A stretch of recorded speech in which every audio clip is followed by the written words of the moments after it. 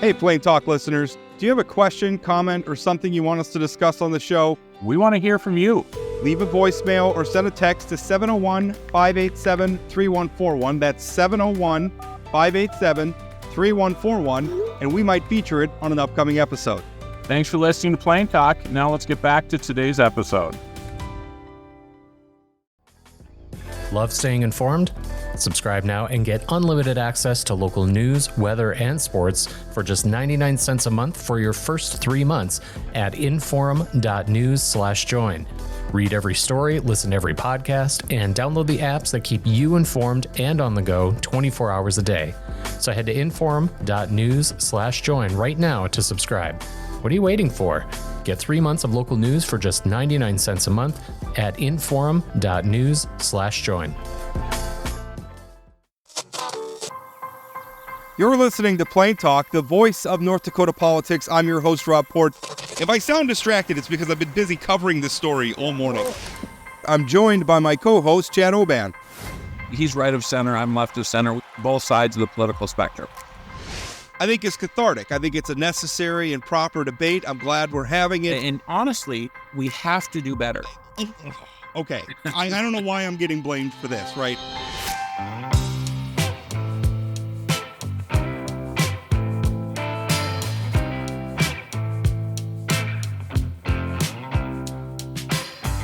Welcome to Plain Talk. This is your host, Corey Mock, with my amazing co-host, Jessica Bell. Hi, Jess. Good morning. I'm happy to be back. I don't want to give this up. I think we're just going to take it from Rob and Chad.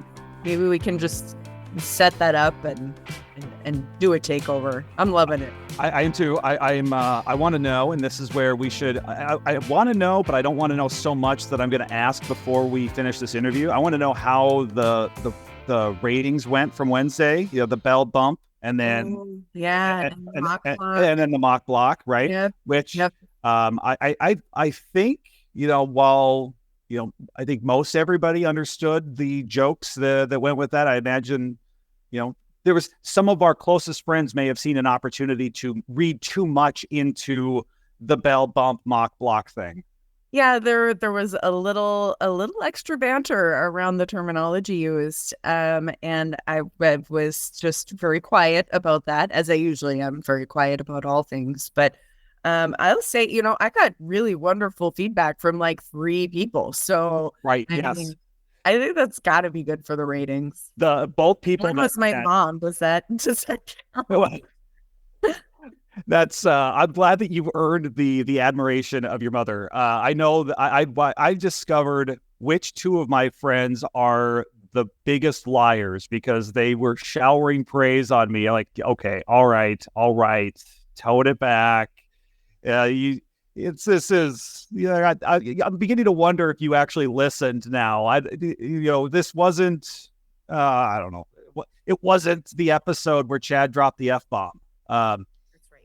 Yeah, and I'm gonna stick with that, by the way, because I don't recall if Chad has dropped the F-bomb on the show. I know someone has, and Chad thought he'd be the first. So we're gonna put this on him to correct the record as to whether or not he is crossed the line of vulgarity as a host of the podcast. Yeah, and we'll see if I drop one today. I don't know. A conversation about property taxes could certainly do it. It's a really good segue into the riveting conversation that we're going to have. We're so excited. I should say, if anybody can make property taxes exciting, it's Jess Bell. And our guest, who is on with us now, Scott Louser, representative from Minot, District 5. Hi, Scott. Hey, mock block and bell bump. I think if you want to start a podcast, you're already halfway there. Is that a suggestion that we should only have a podcast that lasts like 10 minutes? We'll see how this goes. Yeah. Is that what you're getting at? Yeah. We've already exceeded the tolerance of our guests, of our audience. Well, I'm on the consumer side of this, so let's see how it goes. Yeah. We were lamenting on Wednesday about how we're also podcast consumers, and it's unfortunate when we are the host because we're not going to listen to it. I mean, I'm sorry. These are 2 I just auto archived. So I am looking forward. Marked as listened, like off. That's exactly right. Yeah, please do not put this in the auto feed. I don't want to just like auto play to the episode where I'm listening to my own voice.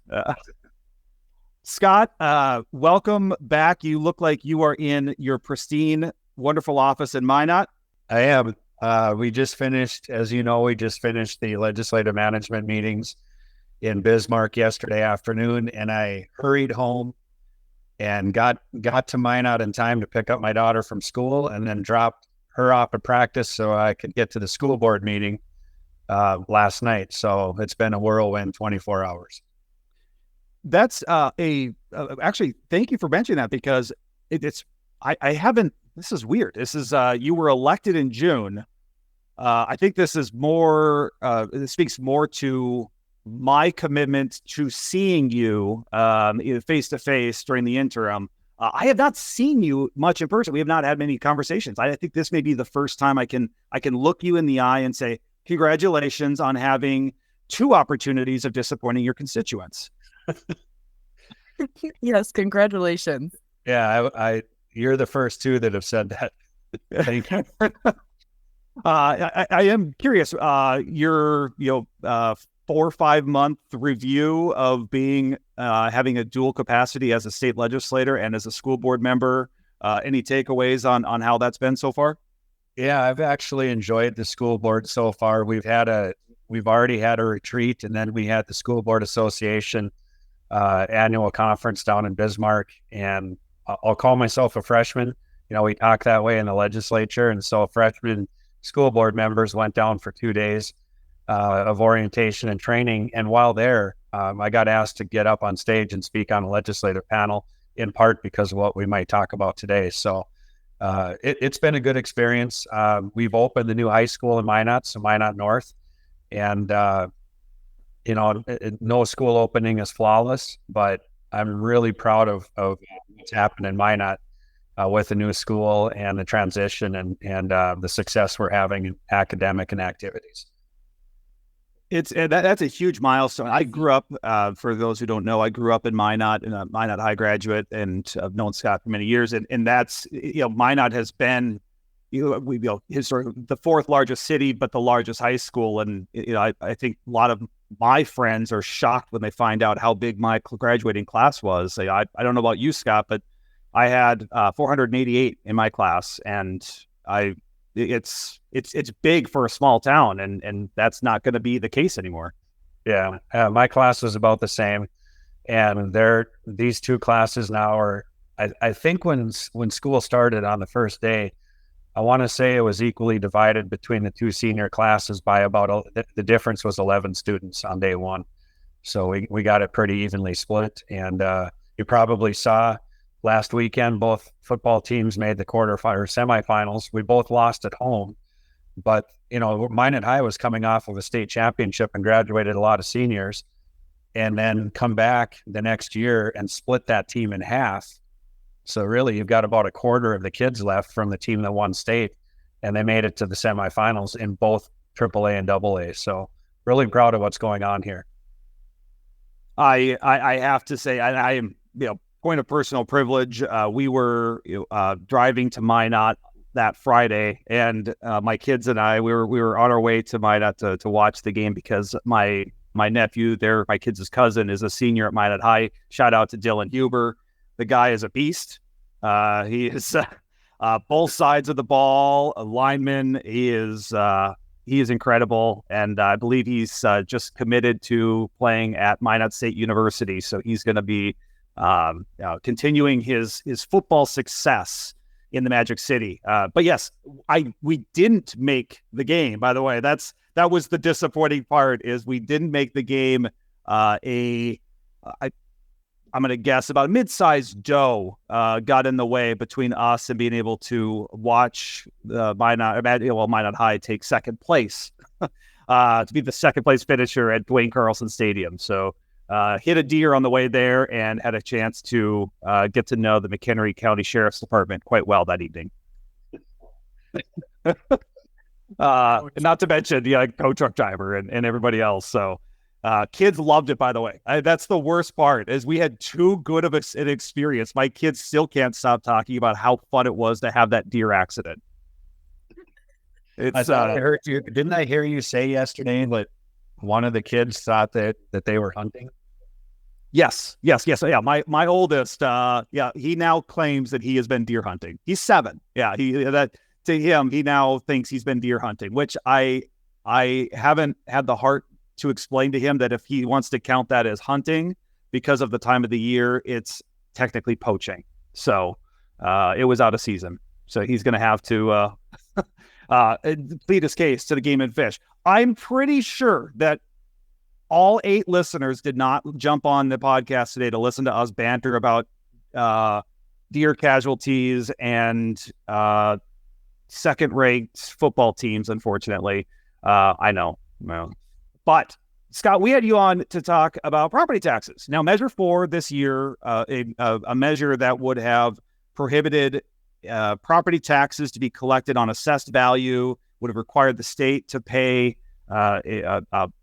political subdivisions based on their 2023 tax valuation. It was a very complicated attempt to reform or slightly, it wouldn't have eliminated property taxes, but it would have eliminated one way of collecting property taxes. Voters rejected the measure. And now the ball is in the hands of the legislature. And I think we can say with confidence that most people whoever voted against Measure 4 didn't do it as a support of property taxes, but as a call to the legislature to reduce and reform property taxes. And Scott, you, as an experienced legislator, you have a unique perspective as a real estate broker, now as a school board member, as a property taxpayer yourself, as a legislator. You're coming forward with what I would argue is a leading proposal for what will be several discussions or several different policy recommendations for property taxes. You don't have a final version, but you are still working on it in concept. Scott, what just high level, just to get us started, how do you envision the legislature reforming property taxes and not just buying them down like we've been doing for the last decade or more? Yeah, I do have a version of this ready to go. There's an amendment that I'm waiting on. I'm actually on the 4th version, and I want to explain why that is, because if you recall, at the end of last session, there was a bill that passed the House, passed the Senate, and it provided public funding for private education. And I opposed it. And I got up on the floor and said, I oppose this, but I'll have, and it was late in the session. I said, I'm not just saying vote no, I'll have a solution. And if you recall, the governor vetoed that bill. The Senate overrode the veto, but the House did. And I said a second time, I'll have a plan. And so about Christmas time last year, I started working on this with Legislative Counsel. And that bill that I actually had in draft format January 2nd of this year included language for private schools. It had an element of per pupil payment funding going forward in the next session. There was a lot to it. And I went public with that. And then I started listening and speaking across the state and really doing the research and things that interim committees normally do. I was kind of doing on my own, and got to the point this fall where what we'll talk about today is draft number 4. And I got a copy of draft number 3 to all the legislators about a month ago. And so the high level that you're asking about would have the state paying the remaining required 60 mils for K-12 education that's applied to everybody's property tax, and then capping the balance of your property tax increase at 3% year over year. And when I say capping the balance, that means for the other political subdivisions, your cities, counties, and park boards, it would cap the portion of their budget that is collected in property tax at 3% increase year over year. They have the ability to collect other taxes, might have a sales tax or special assessments or whatever. Schools don't have that. So schools are separated in the Century Code from other political subs. And the 60 mil buyout, and I say buyout because Corey, you had said buy down. we started at 185 mills mandated locally years ago. And the legislature has chipped away at that to the point where 60 mills are remaining. And I guess you could look at this as the legislature sees those 185 mills as the minimum requirement to provide K-12 education. And the state is mandating 60 left to be paid locally. So this would cover that. There are other mills that are assessed locally at the school board level, the school district level, that are still optional. There's an additional 10 mills that you can levy for your general fund. That would stay local in my bill if the school board decides to levy those mills. There's an additional 12 mills for special funds, generally for special education, busing, that sort of thing. That stays local. If your school district has a building fund, that stays local. And if your school district or your voters have bonded to build a new school, for instance, we were just talking in Minot, the new high school, those levies would stay local too. So on the school side, if you pay those 60 mills, depending on what else you have levied, it should reduce your total property tax bill from between 25 to up to 50%, just depending on what you've done locally. And then with that reduction, you would not see a heavy increase or those mills gobbled up by the other political subs in the future. They'd be capped at 3%. So let's, before we go in and talk about that, I want to, and at the risk of explaining something that mansplaining, dadsplaining, whatever,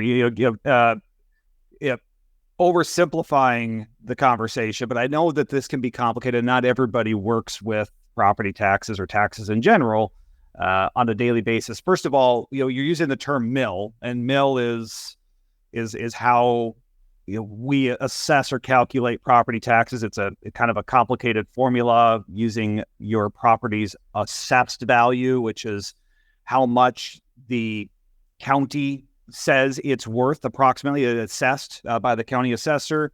And then there's a formula, so 9% of that makes it the taxable value. And then you calculate your liability, how much you owe based on the number of mills, which are 1/1000th of a dollar. I think a 1/100th. Does that sound right? 1/1000th of a dollar? 100. 100th? Yeah. No, of a dollar, of a cent. That's the confusing thing, because exactly. It isn't even of a dollar, because there's a value attached to it based on the assessed value. So that alone is confusing. Right. So to simplify this, Corey, we would take whatever that amount of money is that the 60 mills are valued in your local district against your property, and that comes off of your property taxes, and the state pays it. Now, the draft that I sent out, because this is where it matters. The draft that I sent out to the legislators before the most recent amendment, those 60 mills were bought out across all property types. So commercial, ag, residential, anything that was assessed that had the 60 mills against it was being bought out. And the cost of the legislature to do that was $757 million for next biennium. And then there's more. Then there was an element of what we call the per pupil payment. So the legislature collects the money and then rolls it into a ball and sends it out based on a formula to your school districts, depending on how many kids you have. And that formula has been worked on and perfected over years. It's not perfect, but it's being perfected. And last session, we increased that formula, or that per pupil payment, by 4%, of 4 and 4. We gave a 4 and a 4 increase. So it's a little over $11,000 per student. So that's 4% each year of a biennium. Correct. Yeah. So I had that 4 and 4 increase in this bill, and that amounted, just as an appropriator, Corey and Jess, you know this, that amounted to $181 million additional, the more money going out to the schools this next session. So if we did the two bills, it would have been $950 million to do this. So that has been amended down to apply to residential property in this bill. And I don't have the fiscal note on that yet, but I think it's going to be somewhere around 200 million. And the 4 and 4 comes out of this bill and goes into another appropriations bill that would be negotiated, towards the end of the legislative session. So I'm waiting on the fiscal note for this, but I think it's going to be around $200 million. And if that's the case, you own residential property, you should see a property tax reduction of somewhere between 25 and 40 something percent. And for that, it would cost the state about $200 million. And that's the number I'm waiting on.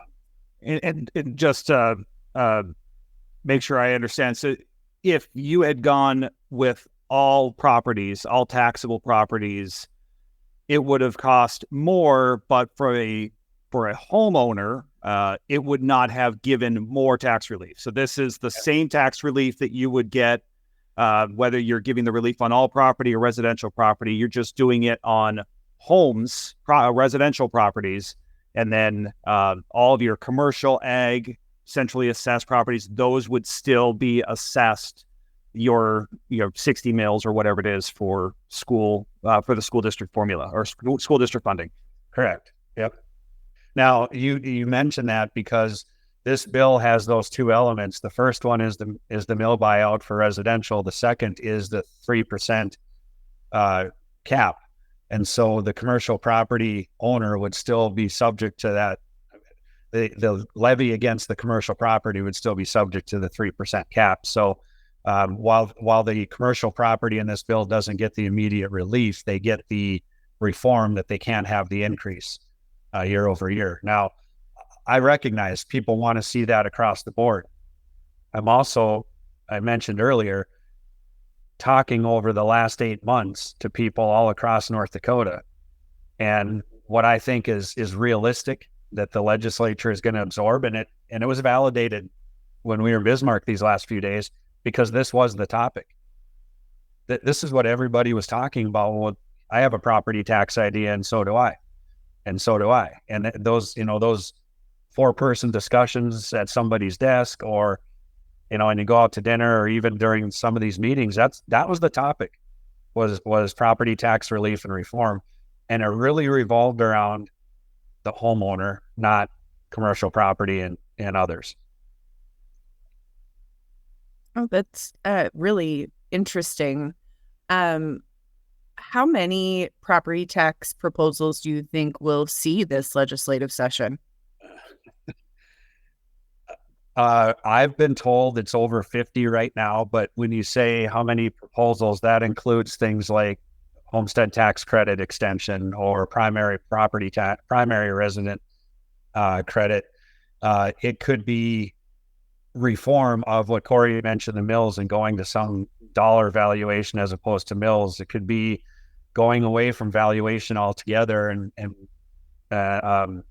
taxing your property based on square footage. So there's going to be a lot of bills. I'll say it that way.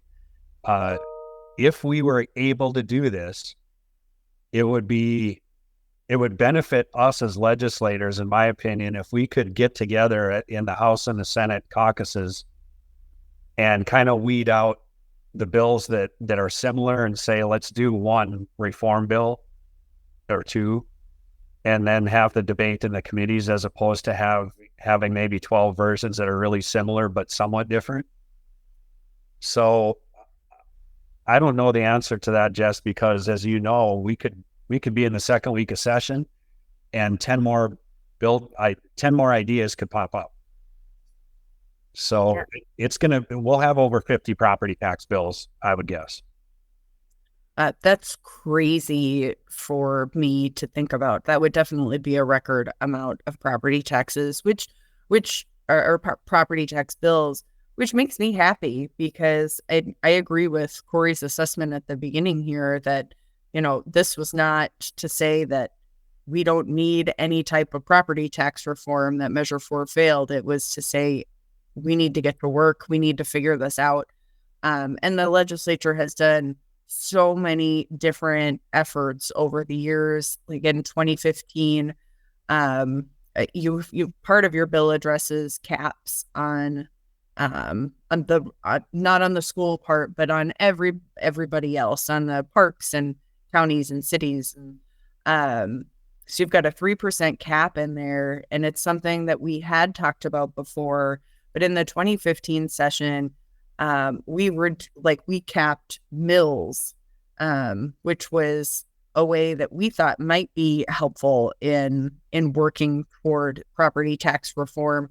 But it was something that ultimately didn't work because those mill rates kept going up. And so if we did something like eliminate the mill and then we start talking about a 3% cap, do you think that gets us there in combination with the school reform?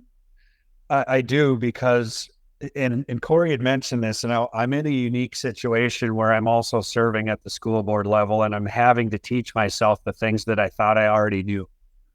And you do that with property taxes every time you dive into them.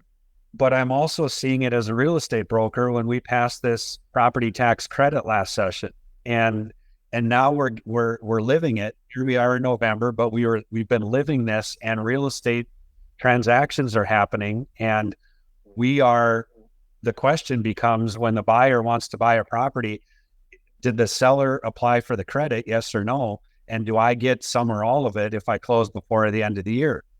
Mm-hmm. And we didn't have a provision for proration. We didn't have a provision if you held your property in trust or a life estate. You did the appropriate planning based on what your accountant or your attorney said you should do.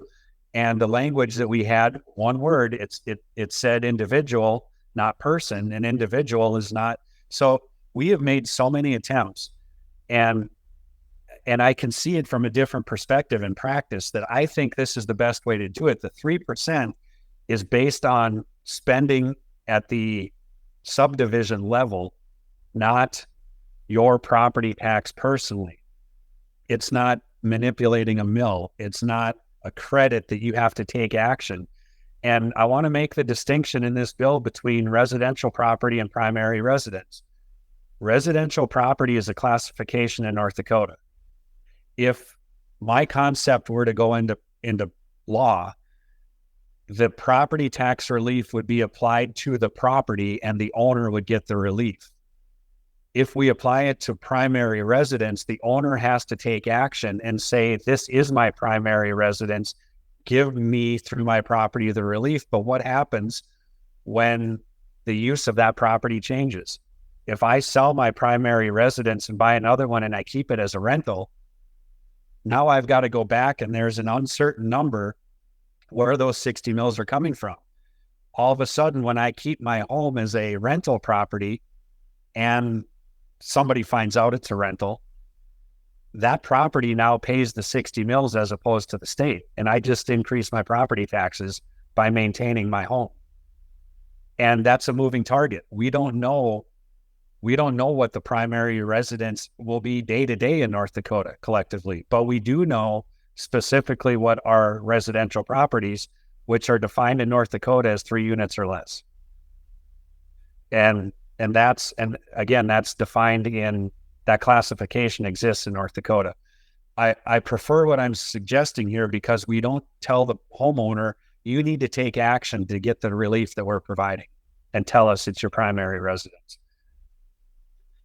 Scott, I would say, and I think the distinction in not making this for just primary residence, I think that's a smart move. It's cleaner, it's simpler, it's residential. As you said, residential is the classification of property. It doesn't personal or primary residence is how the owner is using it. I can only imagine the level of bureaucracy, how much more work, labor will go into it, not to mention just, and with that, the cost, the administration, the frustrations, the headaches, if you wanted to make this solely for primary residence, even if it would reduce the total cost to the state in theory, but I think it would increase the headaches, the challenges, not to mention the number of people needed at the tax department or DPI or at your county auditor's office just to administer it. So I think you're making a good distinction there. Corey, you pointed something out that I hadn't mentioned, and that's the ease of doing this because it already exists versus having to take action.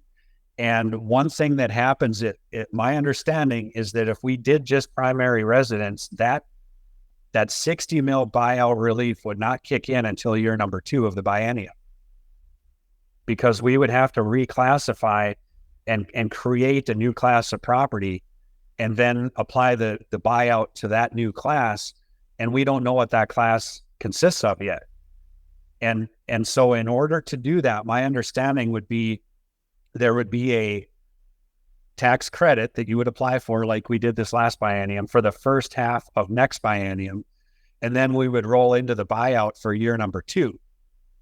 And when you think about that, when your property tax statement comes to you in December, North Dakotans aren't even going to see the relief on their tax bill on the buyout until around Christmas of 2026. So the concept I'm providing can be applied immediately. It will be reflective on your tax statement if this passes in December of 25. I think that immediate relief is going to be really important for your constituents and for everybody in the state of North Dakota. One thing that wasn't covered in here that we heard a little bit of scuttle about during the debate on Measure 4 was specials, and not tackled here. Does somebody have a bill to take a look at what specials look like? Do you have any ideas in that category? I want this bill to be effective and understood at the very basic level. It's 22 pages and most of it is struck language. It is not complicated. It does not contemplate changing how special assessments could be used or applied to property. I don't know if that's going to be something that another legislator or I bring up, because I want to be really careful about this. There were proponents of Measure 4 that were claiming that if you pass Measure 4, you will now own your property as opposed to, quote, renting it from the government. We heard that argument many times. That was not true.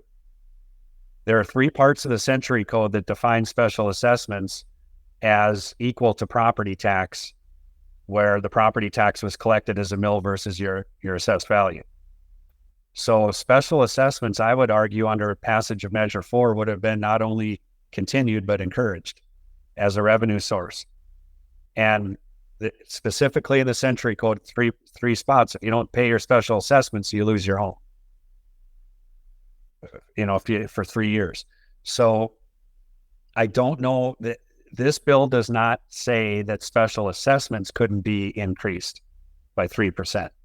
That's in my opinion, a completely local decision as a mechanism to fund government, to fund services that are unique to that neighborhood or that subdivision or part of town.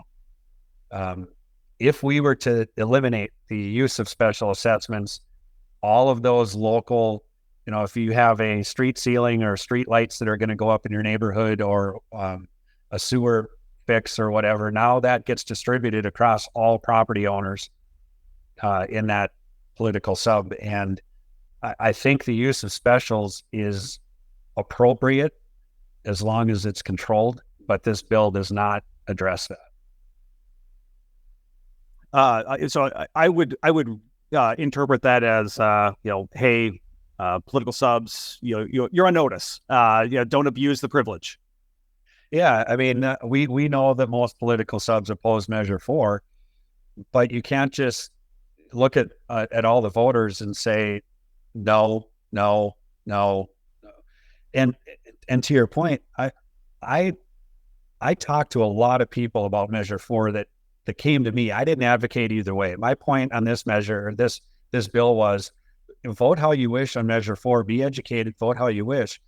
If it fails, know that I'm not giving up on this fight. So the proponents of Measure 4, I would hope, would get behind this and other ideas and contact their legislators. The opponents of Measure 4, however, I didn't have anybody say, I'm okay with the way things are. Everybody that I talked to said, if they were voting no, I'm voting no, but. There was always something that followed. And I've got a history of this on social media. Of course, just talking to people, nobody said I'm voting no because I like the way the system is. Everybody said that I talked to that voted no said, do something about it.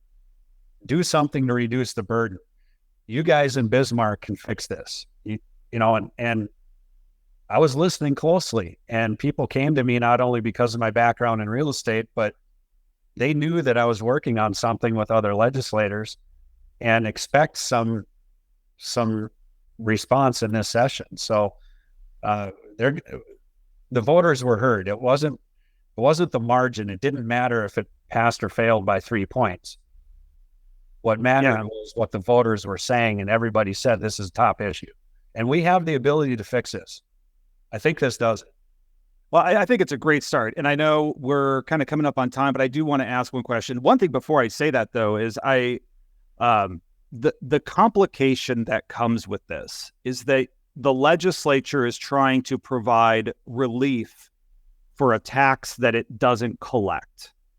And that has been the single greatest challenge in trying to solve a problem that I think is universally understood by every legislator. It's the one thing everyone says when you hear going door to door. Everybody wants property tax relief, but so it's very difficult to reduce a tax that you don't collect, and then without taking control over the entity, without saying, listen, you've had your chance, you're no good at this, we're now going to run your operation. So I think you take a very pragmatic approach by simply funding K-12 education completely, taking that property tax burden away, leaving a little bit of room for extenuating circumstances, and then putting some caps on the overall increases. Scott, before we leave, I would like it. Could you just the 3% caps? One thing when I hear this, what worries me is, does that give an allowance to see the increase go up every year by 3%? And then I say that because last session we put a cap on insulin at $25 for a 30-day supply. And I've heard anecdotally that there's been some unintended consequences where people were getting it for less on a 90-day supply. We're now getting charged $75 because they were taking full advantage of a cap. So I'm curious if you're worried about any of those unintended consequences. Yeah, I've thought about that, and that's the final bit of language that's going into this bill before it's ready for prime time. I'll address that as we finish. I too told people, hey, we as legislators don't levy the tax. We don't collect it. We don't run those budgets. We don't do that. However, we do mandate the mills on K-12. We mandated 20 mills in social services years ago. Both of you voted on that, I'm sure. And we paid those mills because we mandated them to the county on property tax. But your taxes went up because we didn't put a cap anywhere. We do mandate these 60 mills. And so, but yeah, you're right, Corey. That's why these two elements have to go together. We can't just do one and not the other. To the point of, let's talk sports. If you have a salary cap in baseball and your baseball team does not meet the salary cap the next year, the 3% increase, you only went up 1%, and you won the World Series. Next year, you want to attract those free agents, but you have a 3% cap. The language I'm putting into this bill would allow a political subdivision that did not max out their cap to roll that banked cap into the next year, but only for 1 year. So if you are a local political sub and you want to be prudent on your property taxes and you drop your overall collections, you don't max out, but you've got a large project coming, and you're able to budget for that expense 2 years from now, this would allow for that. I'm open to the discussion in a committee to have somebody say the mathematical way to do this is maybe to do 2 years, to be able to roll forward 2 years.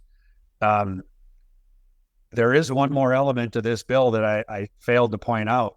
At any time, if a political subdivision, right now you can go out and bond. You can put something to a vote and say, we want to build a new school, we need a new water treatment plant, whatever. The 60% plus one vote would allow for that for bonding.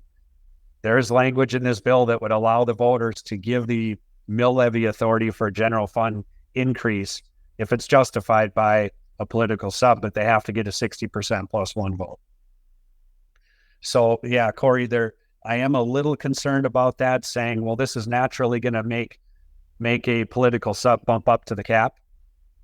There's evidence of that not happening, by the way, in some areas where you've elected people to actually reduce your property taxes. But generally, I am concerned about it. And yes, there is an element that would protect against that or incentivize to not do it every budget cycle. So thank you for bringing that up.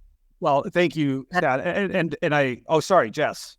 Oh no, I was just gonna say I love those incentives. Every time you can try and encourage the behavior that you're looking for and punish the behavior you don't like. I think that could even be more successful than a cap long term, because that's what you're trying to do is adjust the behavior. So that's a great addition. Yeah, and we're going to be back every 2 years if we find that 3% doesn't work, and we've got to do a consumer price index, or it's obvious that it needs to be 3.5. I'm not going to be sold on the idea you got to increase your property tax portion of your budget 10% every year. But schools are capped. They're capped based on the number of mills that we mentioned, the 10 and 12. So there's an inherent cap already in place for schools. So everybody would have some local control, have some flexibility in their budgets, and it really takes away that blame of saying my property taxes went up by 30%. This handles it because this caps budgets. Well, Scott, I know that there's going to be an immeasurable amount of discussion and debate over the legislative session about property taxes. I wouldn't be surprised if there was discussion about creating a special committee to do just property taxes, just given how complex and how important it is. I'm the tax committee, Jess, as a former tax committee chair, this is very capable to be handled within that committee, but it is very important. It's probably going to be the single most important policy issue that comes out of this legislative session. So, Scott, thank you for taking not just a stab at it, but by working on it persistently the entire interim. I think you're taking advantage of the spirit and intent of a legislative interim. You're getting input, you're working on it, so you're not just rushing through a process in a 4-month legislative session. So thank you for doing that. And I think by leading by example and how good policy can be made.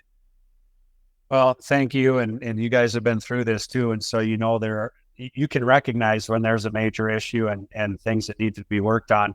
And you're right, you can't really do it right in a month or two when you've got 1,000 other bills that have to be considered at some point. You're right. I mean, I can see it beyond a tax committee. And I'll just give a quick example. I know we're against the clock here. If you have the ability, if a school district has the ability to refinance a bond that they sold at 4 or 5% down to 2% with North Dakota money, that saves on your property taxes. That saves on your mills. We have the opportunity potentially to look at a fund where you could refinance or borrow from the state to build a school if you needed to. So there's a lot of ideas floating out there. There's a lot of opportunity. And let's just keep our citizens and our residents in North Dakota, I shouldn't say citizens, our North Dakota residents engaged in this process. I'm guessing by mid-January we could rename this podcast Tax Talk and keep it rolling for through April. So, well, you probably could, but this is not going to take away, this focus does not take away from any resident of North Dakota that wants to have a bill introduced, still going to have the same process. Everything's going to get a hearing. And that's why I threw out 1,000 bills. We have over 500 bills already being drafted. That was as of the end of October. We don't normally see that number of bills pre-session until after Christmas. So we're going to be busy. Everything's going to get a hearing and a vote. And I think about 10% of those bills are mine. I'm kidding. All right. And when's your retirement? I think in 14 days, 15. Yeah, it's. And it checks the clock on that one. I haven't looked since yesterday. So, Scott, thanks again. Really appreciate you taking the time. We could talk for hours on this, and I'm sure we would only lose, half the audience in doing so. We've got a lot of people that are, policy wonks and love this. Govern nerds, I think we could say. So thanks for helping us get through one of these early bill drafts. Thank you. All right. And so you guys are doing this during session. Let's do 10 minutes over lunch if we can sometime. Yeah, there you go. We more frequently, but shorter updates. Maybe that's the style to go with. So thanks again, Scott. Thank you.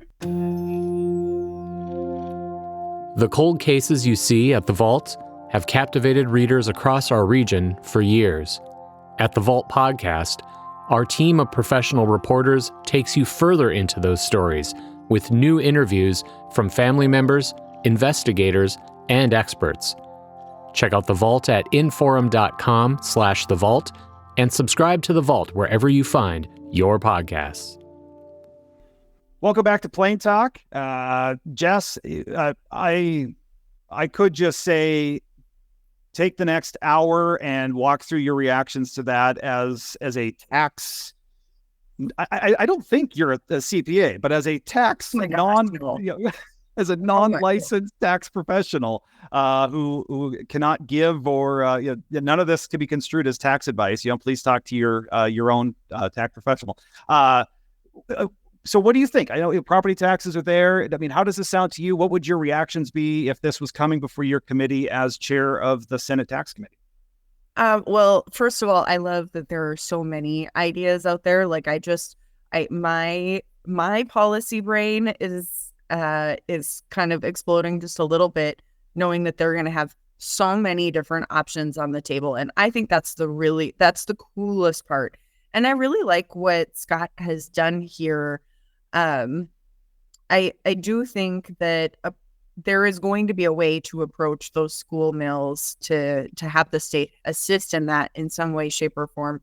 Whether or not that should include commercial property or not, I'm not really sure. But I do know that the conversation around Measure 4 included commercial and agricultural properties and everything. And so I get a little nervous there if you're just going to address residential property, but not too nervous. So I think that has to be vetted out through the process. And I just, like I said at the end, I've been thinking about this a lot. I really like trying to figure out a way, well, first to eliminate mills. We should eliminate the mill.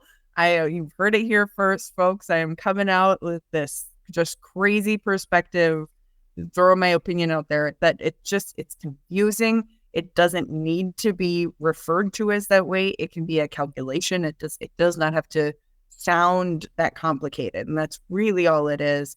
And there's a bill draft out there for those of you who are in the legislature who might be interested. That's old. You have to dig it out of archives, but there's one out there. But incentivizing those local governments to try and keep property taxes low. I'm sure their neighbors yelling at them is helping. I think this conversation around Measure 4 helped, even though I really did not appreciate going through this exercise of Measure 4. But I think those lessons learned are our local governments need to get serious about how they're spending their money, what they're spending their money on. And then we need serious guardrails at the state level to try and keep that all moving in the right direction. I think I have voted against caps in the past. I think toward the end of my service, I had gotten to the point where I was about ready because I just wasn't sure what else to do. But if they can start exploring some of those incentives for rewarding good behavior and punishing the bad behavior, there's a lot of room for growth. So I like where Scott's starting. I think it's going to be great. I think it's what I like is it's clean. Yeah, you're not getting into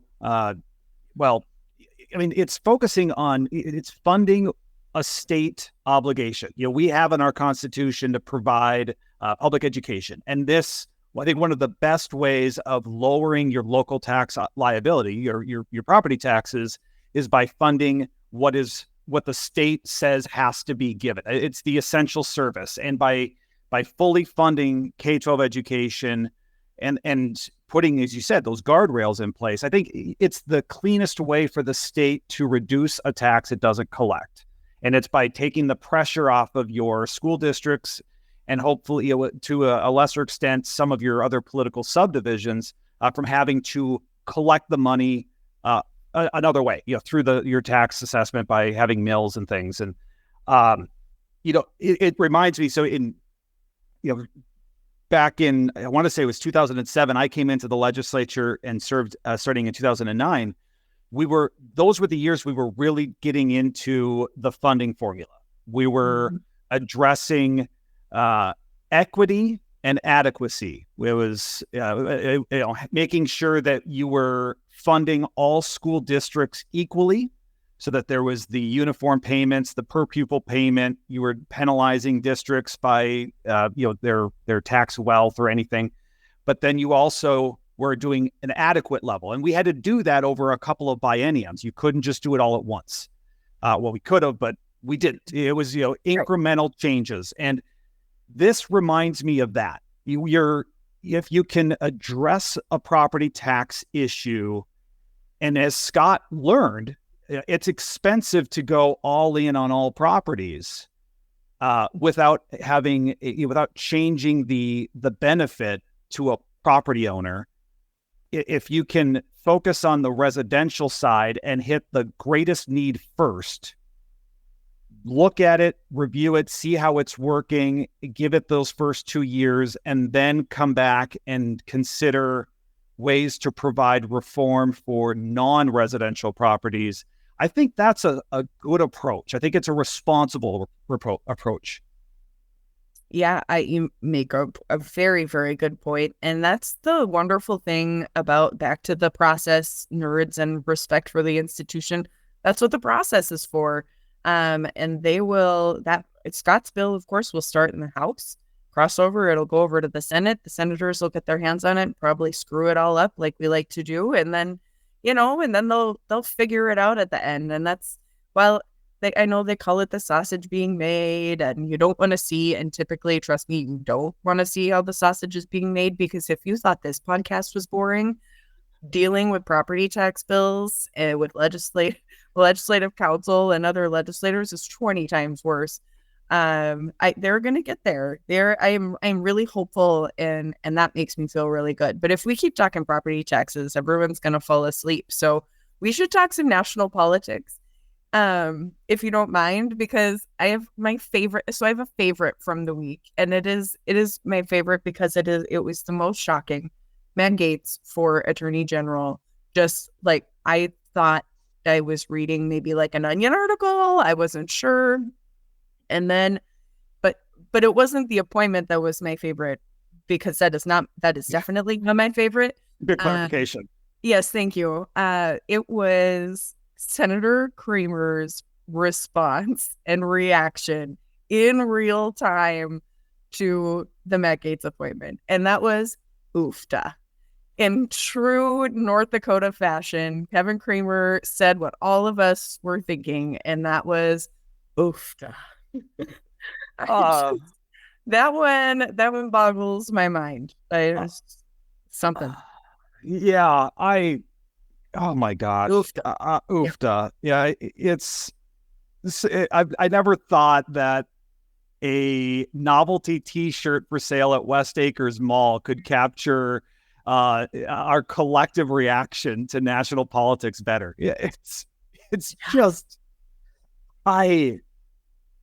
On one hand, I understand that, the president, the chief executive should have the cabinet that they should have that opportunity to build their administration that suits their priorities.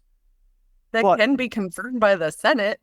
and that's just it. I mean, and that was the check that was put in. I mean, I believe Alexander Hamilton in some of his writings were talking about how the vitality of how important it was to have that check, so that you didn't just give the president the opportunity to have a bunch of token yes men surrounded around you and serve it by decree. We've got away from a king and trying to get into a representative democracy and have that checks and balances. Matt Gaetz's qualifications are laughable. I feel like he's an attorney, I guess, technically. I didn't know that. I didn't either. I had done a lot of research on Matt Gaetz, but I was like, wait, he's an attorney? I didn't even know that. If I'm not mistaken, I think his greatest legal accomplishment in the couple years he practiced civil law was suing an old lady for repaying his dad. I mean, I don't think he has. I think, and besides that, I think his next greatest legal experience is on the other side of it. It's being the defendant and having allegations of misconduct. I mean, if you want to say that criminals make the best cops because they understand how criminal minds work, maybe that's his qualification.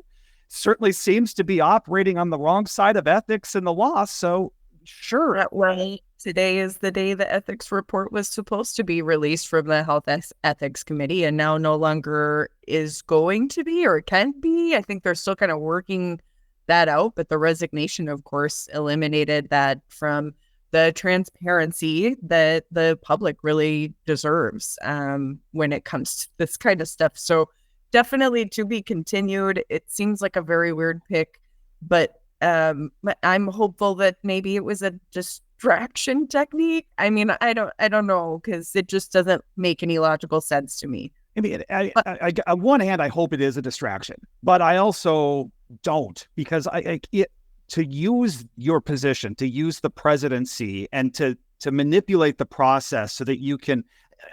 It's one thing for a child to over ask permission for their parents so that what they really want seems more reasonable.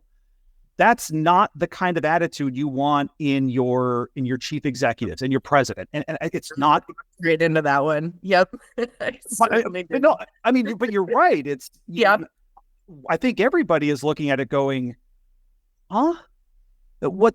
Like, you really can't be serious. And it's not just Matt Gaetz. That's the sad part. Your Secretary of Defense, he's served in the military, but I'm used to the days where your Pete Hegseths, your political buddies, are given ambassadorships to the Cayman Islands and not put in charge of defense policy. I wonder if I could ask for Fiji. I don't have a pathway to do that, but there have been some things that seem to be a bit questionable. I think Gaetz takes the cake on all of that. But one that I think he did get right, because I have been saying that this is the spot for this guy for, let's see, it's November, less than a year, but Secretary of Interior, Governor Doug Burgum. That was pretty exciting last night when I saw that come out. I think it's a great spot for him to land. He was always so invested in tribal issues. He's invested in the Theodore Roosevelt Library at the Theodore Roosevelt National Park. And for those of you who aren't super familiar with Department of Interior, it is probably the one agency that affects North Dakota the most. With all of our oil, gas, coal development, they're in charge of federal leasing. They oversee the programs for the safety at coal mines and for the reclamation at coal mines. You name it. And the Department of Interior has got their fingers in everything here in North Dakota. So I'm just quite thrilled that that's where he landed. That's where I wanted him. I mean, other than president, vice president, all those other things that have kind of gone by the wayside now. Interior, I'm pretty excited about. So I'm glad, for Governor Burgum's sake, and I think he was when he first announced his campaign for president. I think a lot of us, and I say us as politicos and legislators, people who knew him and knew his passion for the Theodore Roosevelt Library, knowing that would fall under the jurisdiction of Department of Interior. I count me among the many that just assumed that the campaign was a way, shoot for the stars, you land among the moon, or whatever the saying is. I mean, he's going all in on president, hoping that he can land the Department of Interior so he can be the secretary who cuts the ribbon and does the grand opening on July 4th, 2026 is when they're planning on the opening. And that's where it is. I will say, though, I'm a little underwhelmed. I feel like all of the buildup and his participation in a campaign, and I've got opinions on that, and we don't have time to get into all of those things. I kind of expected him to find him a role in more in energy, Department of Energy, Secretary of Energy, an energy czar, if we're creating these new positions. Interior, you're right. It has a role. I think it's probably the safe placement. It's an appropriate placement. I just feel let down a little, given how much he was involved and how much talk there is around energy. I selfishly, I was thinking he would have more of a energy focus instead of the interior focus. But so in my eyes, I've dealt with Department of Interior through my entire professional career.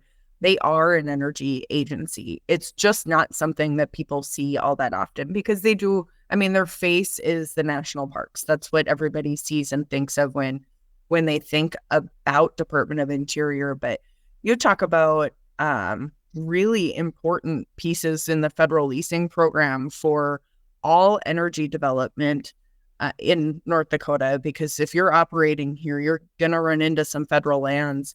That is just really, really important. It's the behind the scenes work, much like property taxes. That is not sexy. That is not exciting, but that the Bureau of Land Management has a lot of control there. And then too, we've had a lot of issues with farmers and ranchers leasing federal lands and having just some really terrible interactions with the government. There's a case going on in South Dakota right now for a family that had plowed up and moved a fence over some federal lands. And so I think this will positively impact our agricultural community as well. And I just couldn't be more excited. I know it's not president. I know it's not vice president.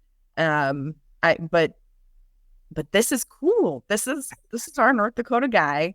And we've not had a Secretary of Interior from North Dakota before. And I just think that's pretty awesome. So yeah, I think former Governor Ed Schaefer might be now there may be a little disappointment that now there's a governor that can claim higher priority in the line of succession than him, as he yeah, indeed. I believe this is above the Secretary of Agriculture. I think if I looked it up, this would put Governor Burgum at eighth in line.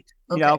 I know. And on that note, I mean, I know we're going to have to cut it short here or here in a minute, and we're doing an injustice to these announcements because I have so many opinions on what's come so far, and Tulsi Gabbard, I think is what it's intelligence. It seems like counterintelligence. I don't know that one doesn't really make sense. RFK Jr. as okay, well, we all saw that one coming. Well, not a surprise. Yeah. Not surprised, but Marco Rubio, I was glad. I think that was a reasonable choice. I think that one makes sense as far as an appointment and having someone with that level of experience, their position. I have no issues from that. Elise Stefanik, I mean, I love that pick. There are some, of course, that I don't like as much as others, but overall, I'm still happy. I'm maybe not as happy as I was on Wednesday because that Gates bomb got dropped right after that. It really did. We missed that by moments. Oh, that's not fair. I would have traded the John Thune breaking news for a Matt Gates. Right, it would have gotten an oofta out of me on the and just because I can't end this without having some snark, I did realize that I learned that our single greatest threat to Homeland Security has got to be the stray dog problem. By naming Governor Kristi Noem as my joke. I was like, what, we have a bunch of dogs crossing the border? We're not going to have to worry about that anymore. Just bring them to the is there like a button that shut us off? Like, I don't think so. Yeah, it's just set up shop at the gravel pits and line them up. My gosh, this is what we're going to have to go through for the next several weeks. So much to go into, Jess. I know we're going to have to wrap it up. I believe you have a real job to do. So thank you for giving up your time. I don't know what that says about me if I'm saying you have work to do, but I clearly don't. Sure, you have stuff to do too, Corey. Allegedly, but we'll leave it there. Jess, thank you so much. If everyone listening, thank you for putting up with Plain Talk with Jess Bell, myself. Don't worry, the professionals will be back next week. Right. Give your feedback, and we look forward to hearing how our mothers felt about this podcast. And if you are truly a friend of us and you want to give us your raw reactions, you don't have to lie so much. Don't make it so obvious. Like say it was good, not great. That's good enough. So. Thanks so much, Jess. Plain Talk will be back next Wednesday with, as Jess said, with Rob Port, Chad Oban. We hope to talk to you soon and enjoy the rest of your weekend if you're listening to it on Friday. And go Rough Riders at the Dakota Bowl. So, thanks, Jess. Thanks, Corey. That's it for today on Plain Talk, the voice of North Dakota politics. Plain Talk is a production of Forum Communications Company. Got a question, comment, or suggestion? Leave us a voicemail or send us a text message at 701-587-3141. That's 701-587-3141. If you haven't subscribed to Plain Talk yet, you can find us on YouTube or your favorite podcast platform like Spotify or Apple Podcasts. For those of you who are already hooked, give us a rating or review. And don't forget to share or tell a friend. Special thanks to my co-host Chad Oban, and from myself and everyone at Plain Talk, thanks for listening.